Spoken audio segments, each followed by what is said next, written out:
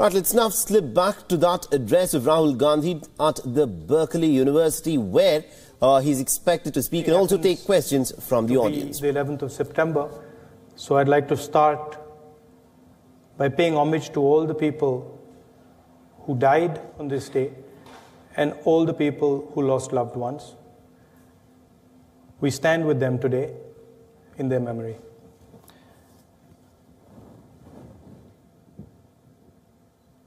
As a politician, we get to go to many places and listen to many different people. And I'm going to start today by telling you a little story. Many years ago, you'd remember that there was a huge tsunami that came to India. And it hit the Andaman and Nicobar Islands. And one of the things that we were doing at the time was trying to send aid to the Andaman and Nicobar Islands. And I was looking at a list of people who had died. And there's many communities who live on the Andaman and Nicobar Islands. And I noticed in the list that there were absolutely no tribal people who had died. So I asked some of the people there, I said, listen, how has this happened? I said, there's many, many people who've died. There's lots of tribals living in Andaman and Nicobar, but I don't see a single tribal person who's died in this tsunami. What happened? So then one of the people there told me, they said, you know, Mr. Gandhi, when a tsunami comes, the sea goes out. And when the sea goes out, huge numbers of fish are left stranded. And he said the tribals, they knew that when a tsunami goes out, when the tsunami comes in, just prior to it, the sea goes out. Whereas the non-tribals didn't know this. And when the tsunami came, the sea went out, all the non-tribals ran to get the fish. And all the tribals ran into the hills. And some of the tribals told the non-tribals that, don't go there. You're going to get killed. But they didn't listen. They ran into the sea. And that's why no tribals died. And as a liberal today, that's exactly how I feel. Everybody knows that something has gone very wrong in the system. And the right-wing politicians are saying, go there and pick up the fish.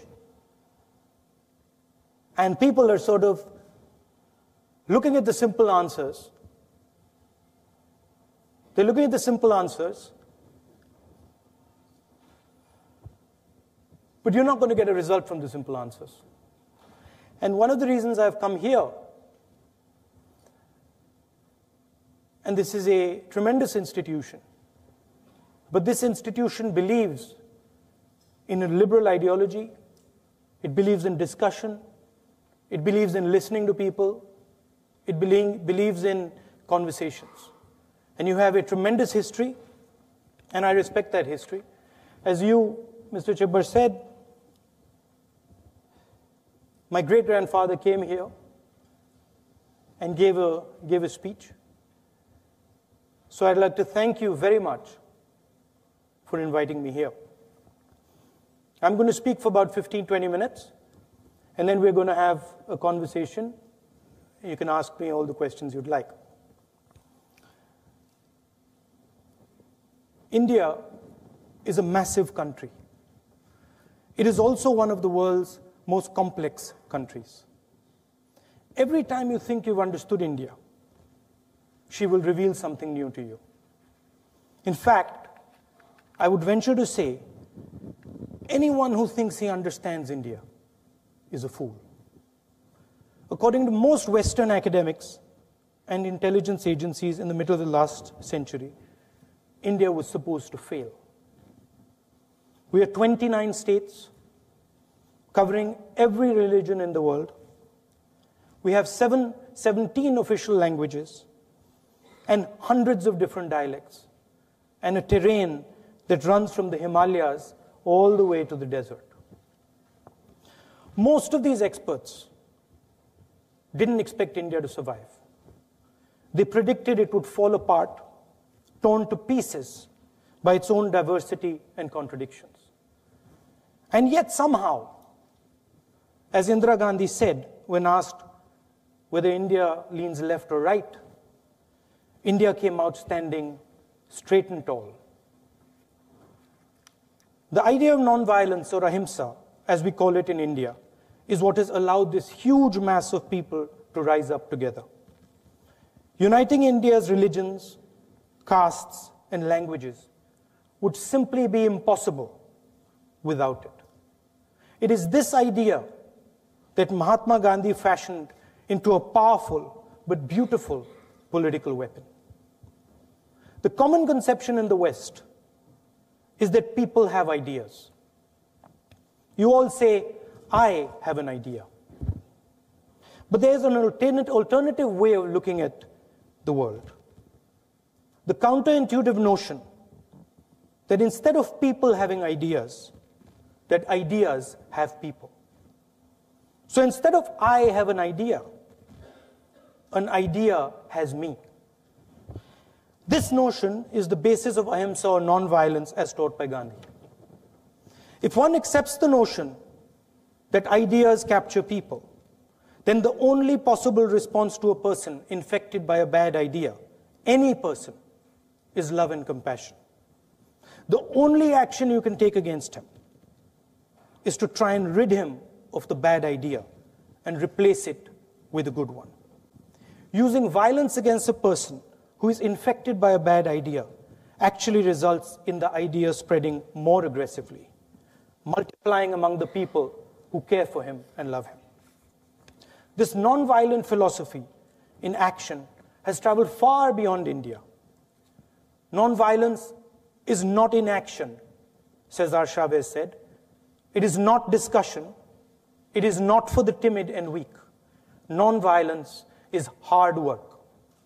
It is this very idea, this beautiful struggle, that is viciously under attack in India today. But it is also the only idea on which humanity can survive the connectivity of the 21st century and come out unscathed stronger. The road traveled by India since independence has been difficult and filled with formidable obstacles. Our partition was the bloodiest migration in recorded history. At independence, most of our 400 million people were hungry. Yet the achievements of India have been significant. Increasing literacy, expanding healthcare, and raising life expectancy, all within a generation.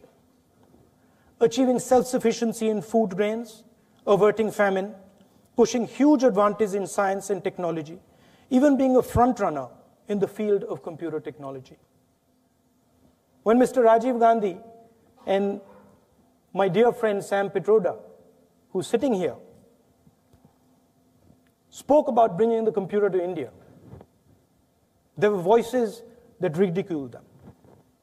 In fact, a leader of the BJP who became prime minister later asked the question, what does India need computers for? Why do we need computers? Imagine that. When India built the IITs, the entire world, including many in India,